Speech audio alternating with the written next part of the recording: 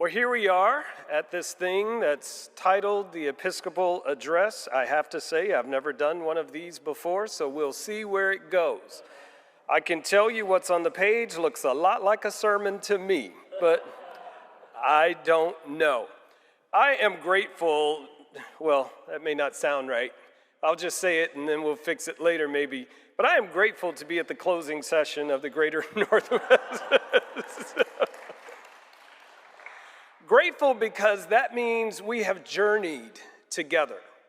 We've journeyed from Juneau to Fairbanks to Meridian to Tacoma.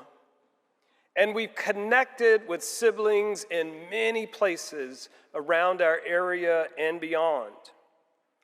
And in this time, I've been able to preach in each of the opening sessions. And I've tried to communicate this framework for some, direction for others, this hope, maybe. In the Greater Northwest opening, I shared an overview of this thing called the M.I.L E, the M-I-L-E, and talked about how this theme of go and do likewise will serve as our guide, not just for the annual conference season, but throughout the year.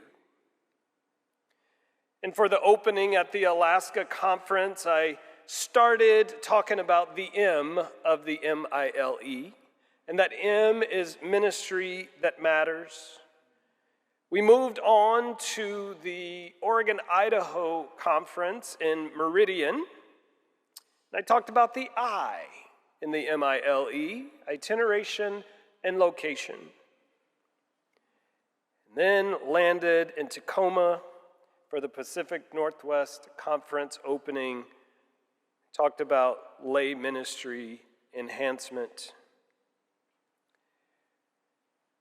That's the M, the I, and the L. That means now we talk about the E. Elimination of racism. Let me start by saying the E is not last because it's least important.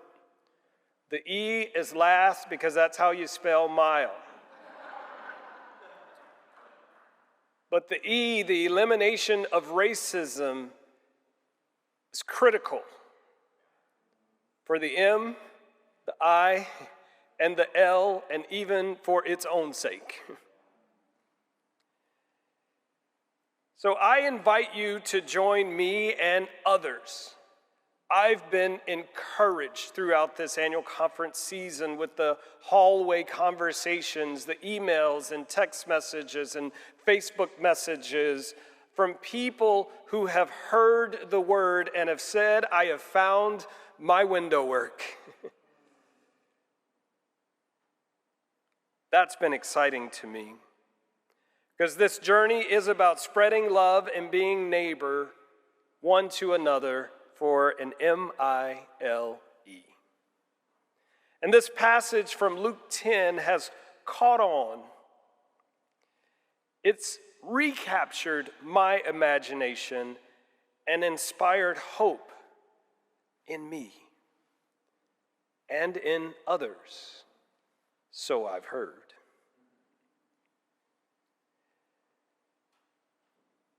It's important for you to know that as we live with this guide, this theme, that our superintendents are already working on ways to incorporate the M.I.L E, the M-I-L-E, into pastoral conversations, one-on-ones, check-ins, those things. Also, looking at ways of providing congregational connections as we move into our charge conference season into the fall. The M.I.L E will be in your charge conference conversations. It's not going anywhere. You might as well let it catch hold of you now. It is not leaving. We will also make sure that you have access to the sermons and other materials needed so that you can understand and you can share with those in your sphere of influence. When you start talking about the M.I.L.E, we want you to be able to point them to resources so that they can understand that you're not totally crazy, you're just sold out for the cause. And we're committed to examining how we do more together without threats, fears, or notions of merger looming over us. Why would I drop that right there? Because I've heard it. Many among us have sort of just been on pause, or heels dug in, or eyes glazed over.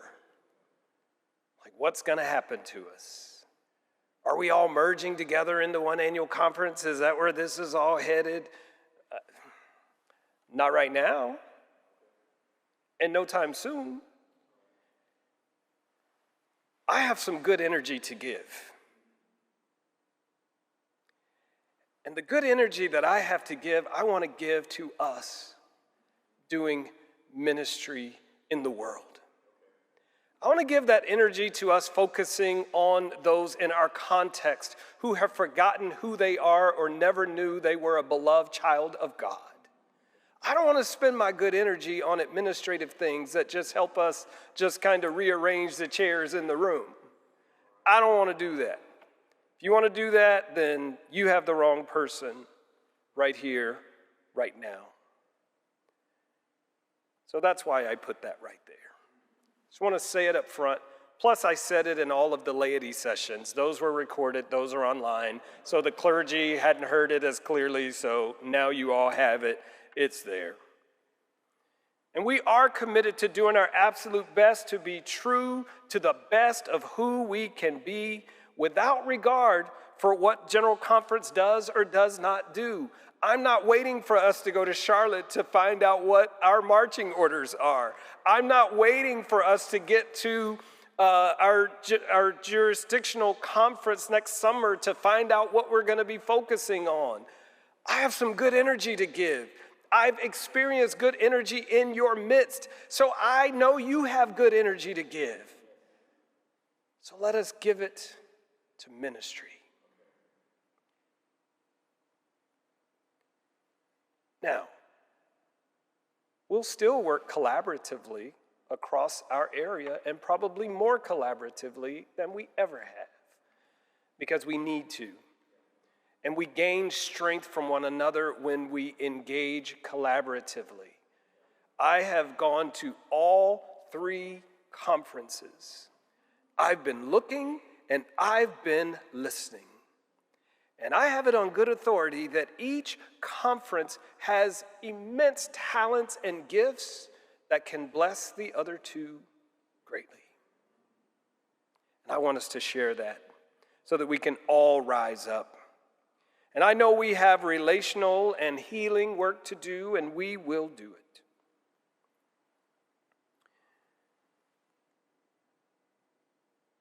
And I say that because in going around, I've figured out that the connections across the area are not what I thought they were. I may have gotten it wrong, but it's one man's opinion. I'm on the mic. I'm sharing. And I don't think it's a bad thing. It's just a reality as I see it. And because I see it that way, all that means to me is that there is work to do. I'm not frightened by it, won't run from it, and I won't deny it. It just means there's work to do. I can see that within each conference there are varieties of cultures and levels of trust that factor into almost every decision and assumption. Regionalism is a big thing here. I had no idea. Your regionalism within each conference is astounding. I'm not afraid of it.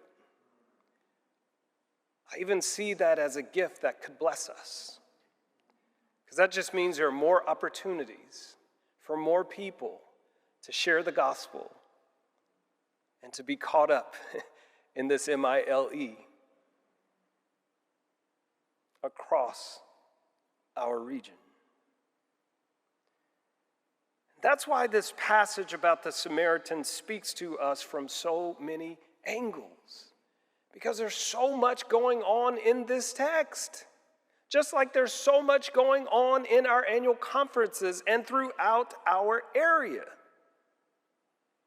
And that's why I invite you to get ready to come along for this journey.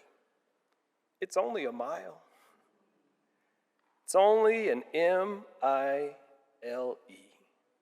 But there's so much to see. Ooh, it's a little rhyme. M.I.L.E. So much to see. There's so much to see, to become, and to do on this mile. So to recap this for you, of course you can go to our conference website and you can see the full sermons that spell it out. They're all great. They're all wonderful. I tell myself that every day, so it's all there. But you can go there and you can see them, and we'll be working on a resource to make it even easier for you. But if you can't wait, they are there. But in this ministry that matters, we zero in on issues around housing and health. And in housing, we're talking about affordability, access, and security. Some of you have heard me talk about repurposing underutilized assets and partnering with a variety of nonprofits, government agencies, or even developers to help us repurpose some of our underutilized property assets. Because we can make more and better use of our non-producing assets. Non-producing assets are those assets that are not helping you right now, or that you're not using to their full capacity. We get to decide, along this mile, we get to decide if stained glass is sufficient for the call of this present age. Is that a window that will allow us to see who and what we need to see? Is it the window that will help us be who we need to be? So we'll plan and host a housing symposium. We'll bring together the ministry leaders who are considering or already engaged in issues around housing. And if you're interested in being on the planning team for the symposium, we already have, I think, 10 or 12 people already signed up, ready to go. But if you're interested in being on the planning team for the housing symposium, you can be in contact with your director of connectional ministry and let them know. We're going to move on this very quickly. I was overjoyed at the Oregon-Idaho conference as congregation after congregation came forward and shared what they were already doing or imagining doing in the area of housing in their conference. That was exciting. I know in Pacific Northwest, there are already some projects that are underway. In fact, even this sanctuary we're sitting in right now is a part of a future development plan. So it's happening all around us. When I was in Alaska, we talked about the housing crisis. Yes, even in Alaska. And someone said, especially in Alaska. And so, because of that, we have to put on hold notions of selling closed churches until we have a plan and workable strategy for how funds or properties may be best used for ministry that matters. Because sometimes you can have too much money, because you can lose your mind when you get too much money. You ever seen those lottery winner shows? When those people just suddenly come into all that money and then, oh, y'all don't watch those? Oh, okay, all right. I've seen them, I'm willing to see if I lose my mind or not, but, y'all come get me. The bishop has lost it, He got his millions and now he lost it, so you come rescue me. And on the issue of health, we're talking about preparedness, prevention, and equity, and health is a broad area. We're talking about mental health, physical health, public health, climate care, health of the earth and our environment. We're talking about lessening our carbon footprint through daily and consistent acts in our homes and in our churches. Grateful for the conversations in the Pacific Northwest and the legislation that was passed around climate justice, and how it called for us not to just challenge organizations and institutions to do better, but challenged us individually and challenged our churches to do better.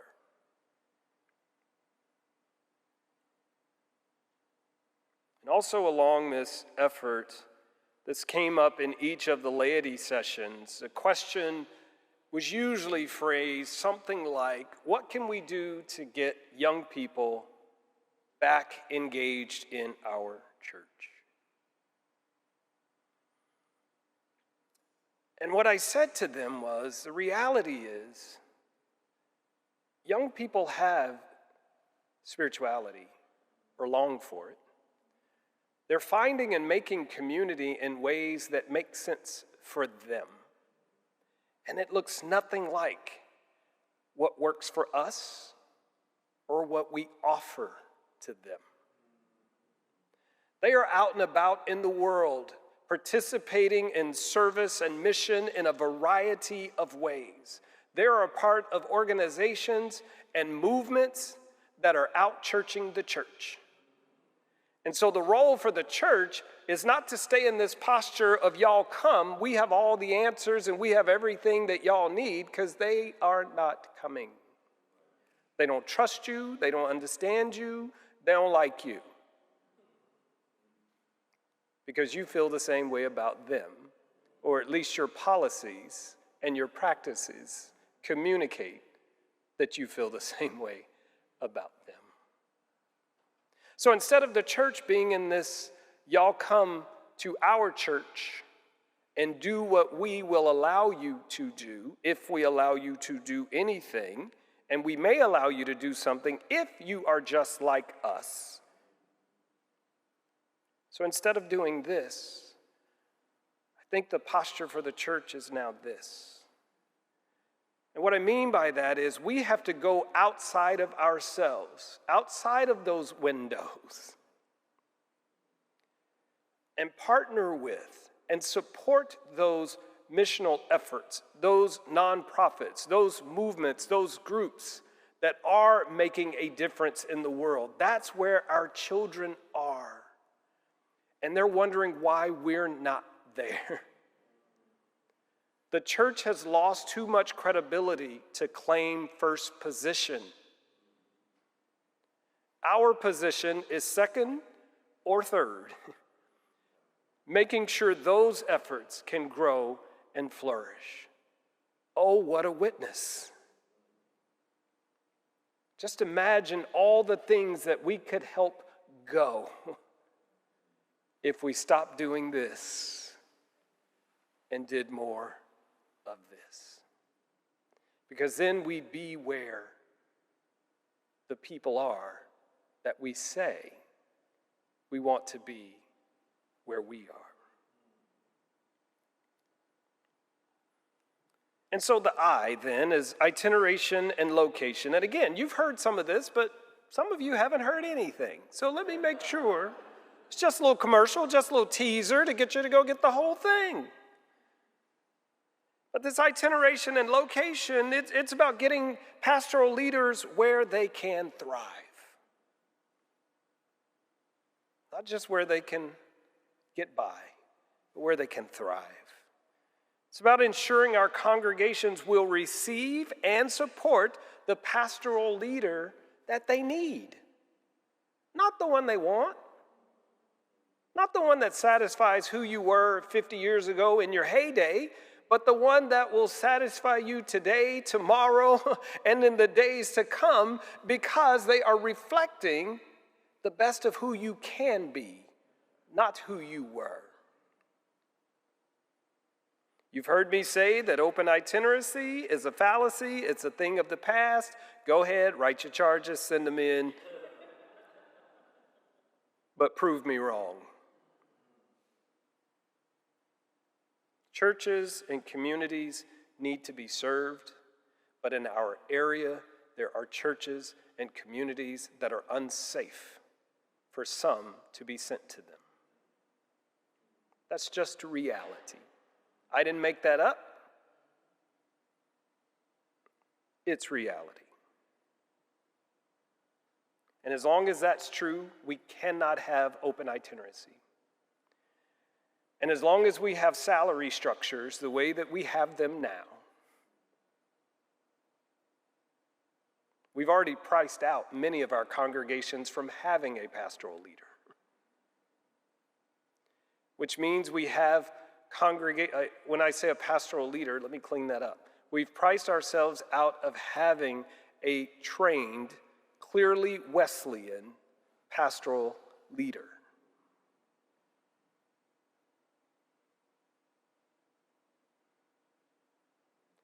So if we really had equitable compensation, then we wouldn't have to hear someone say, I'll take a financial hit if I go there. Or the cabinet say, wait a minute, this will be a reduction in salary for this person if we move them from this church to that church. If we had equitable compensation, that conversation would be off the table. But instead, we call equitable compensation a little hand-me-down to make up the gap between what the church has to get it to the minimum, which means we're keeping people at the minimum, and we call it equitable.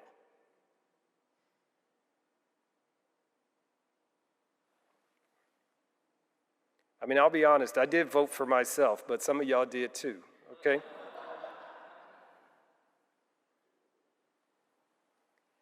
In this piece of itineration and location, it's also about determining how we retool laity and clergy to serve in these emerging contexts of ministry where the needs of the context are a higher priority than the needs of the congregation. Because there are some congregations that get in the way of us being in ministry in particular contexts. And that's all I'm going to say about that right there. This is also about creating more cooperative and team ministry opportunities for our pastoral leaders and for our congregations and incentivizing them to do so. Because some of us don't play well with others. And I mean that for pastoral leaders and for congregations. Some of us we just won't, we don't. But guess what? You will be asked to do so, and you will be trained to do so, and then you'll have some other decisions to make. Because we have to get on with the get on. Amen? So the L, we talked about that at Pacific Northwest Conference, lay ministry enhancement, and let me tell you, the laity were all excited to be included, as they should be. Because I firmly believe that everyone is called to serve, and not everyone is called to licensed, certified, or ordained ministry, but everyone is called to serve. And I want us to celebrate every calling, to strengthen our lay leadership development and support systems. And I named this challenge that I want every ministry setting to identify at least one person that those in your ministry setting will pray with. We're just praying that they will hear God speak and reveal what their purpose is. And this is not about licensed or ordained ministry. If that's where it ends up, great. We heard the video from Claremont with Jerry. I almost ran around this sanctuary as I saw Jerry come on that screen, because I was at the Claremont graduation a few weeks ago.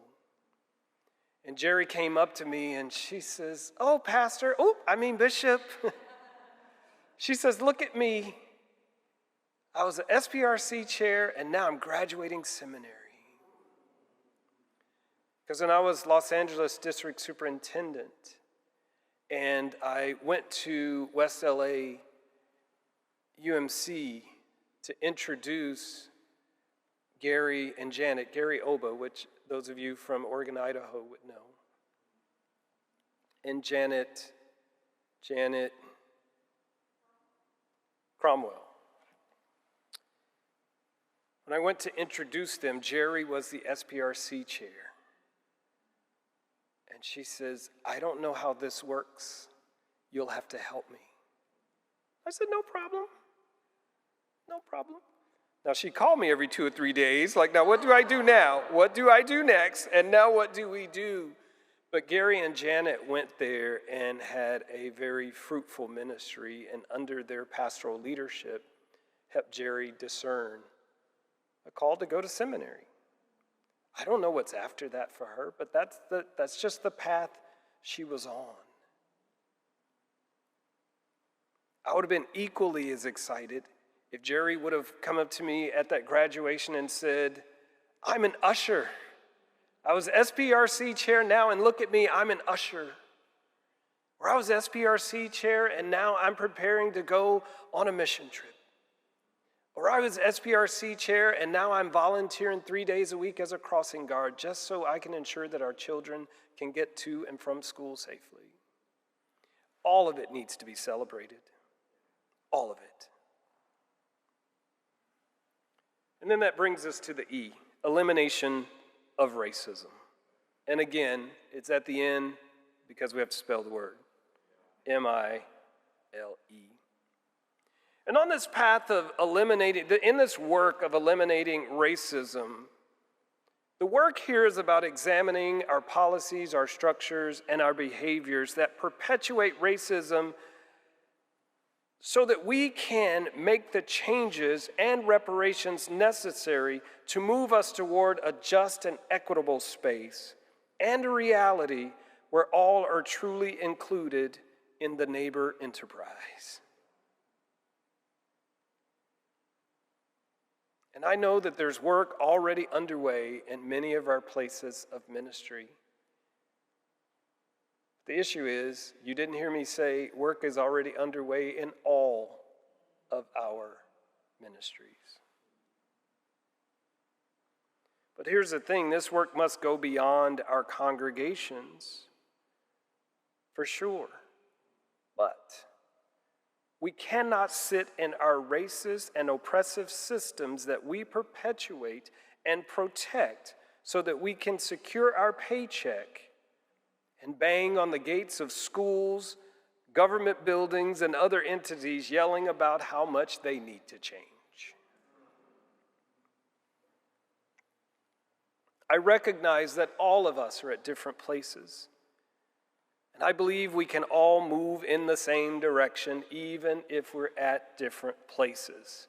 And that direction has to be as anti-racist as we can within a larger cultural and political context that is based on capitalistic and democratic principles that thrive on racism. And yes, we replicate many of those within the United Methodist Church. Since we are all at different places, we need a variety of ways for every pastoral leader, every layperson, and every ministry setting to get in the flow of things. So we're going to provide resources for you. We're going to provide resources for book studies, provide ways for you to access speakers, guides for you to have courageous and candid conversations.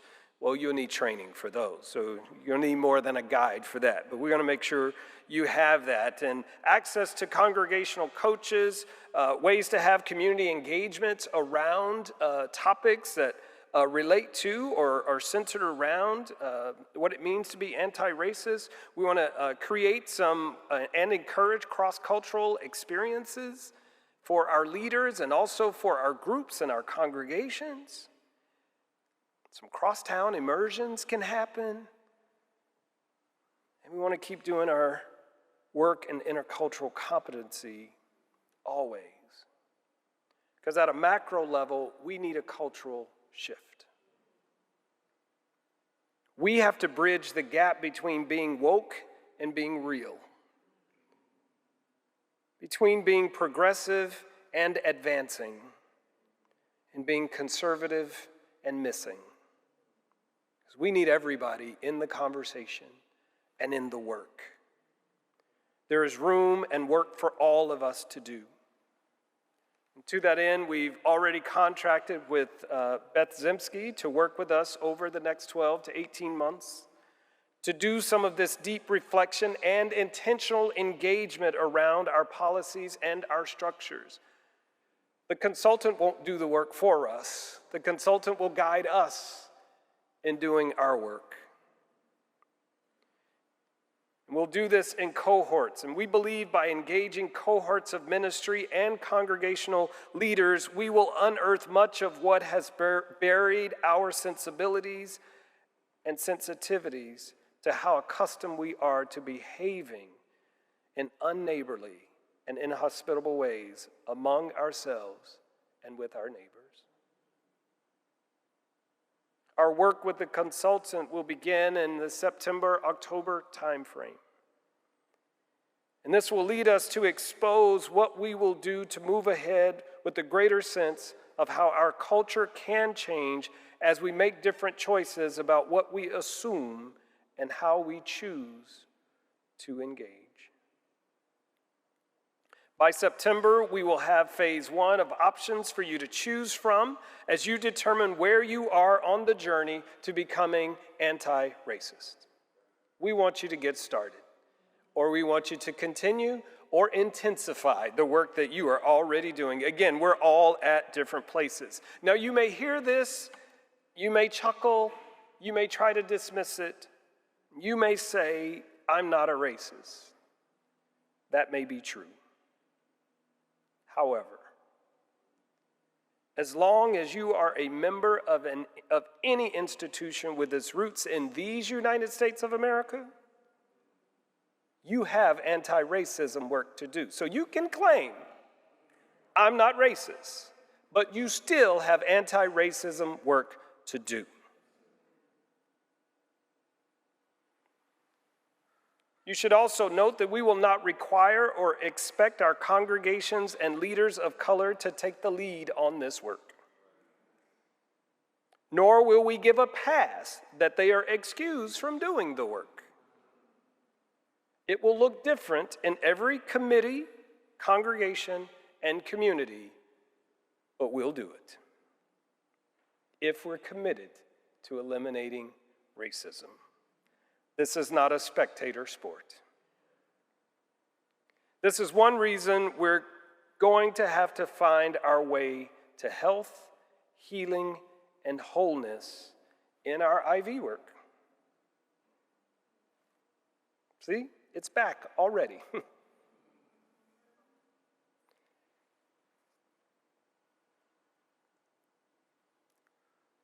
Because we have someone who is respected and called upon from all around the country to do intercultural competency work in the person of Christina Gonzalez.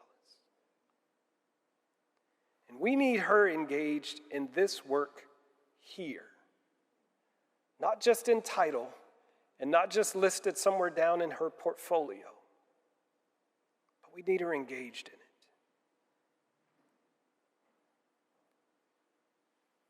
We can't get her back to that while we're still turning tables from the past, looking for whatever it is we're looking for. And hear me say that I am willing to work with you to find a healthy, collaborative, and nimble way forward. But I'm not willing to fight a fight that has no end, that has a moving target or no clear talking points. I understand, because I've been listening. I understand there were some issues of inequity, racism, and perceived lack of transparency, and those need to be addressed, and some of them already have been addressed. It's sort of like I feel like I walked into a room and my parents were having an argument or having a discussion, and they won't tell me what it's about, yet I feel responsible for whatever it is. And that doesn't help me lead among you. So let's have the tough conversations. Let's challenge ourselves to do more and be better than ever. I believe in you. Those 4 words that Derek Nakano shared in a devotional at the Oregon, Idaho Annual Conference. I believe in you. Let's ensure we have people of color represented in all of our processes and our structures. But let's be sure when we say persons of color that we don't define POC as some and not all.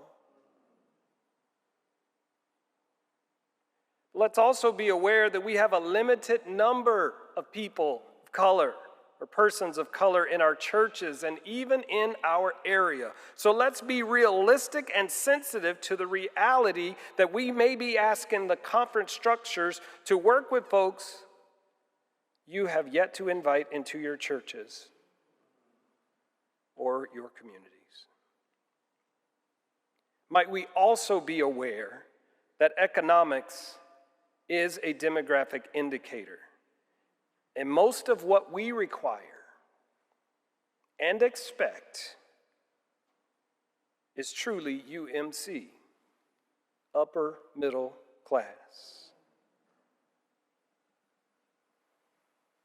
So let's also do a new thing. Let's do what we need to do to move safely and timely away from the mirror. There is need for vital ministry in every place where we are, where we have disaffiliations and places and people we have dismissed or abandoned. We have need of ministry.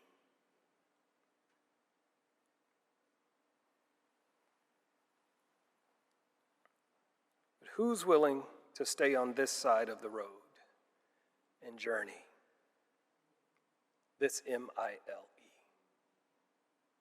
Who's willing to give the Samaritans in your life, in your congregation, in your town, a chance? Who's willing to go do some window work? That's the question. We'll find the answer together. Thanks be to God.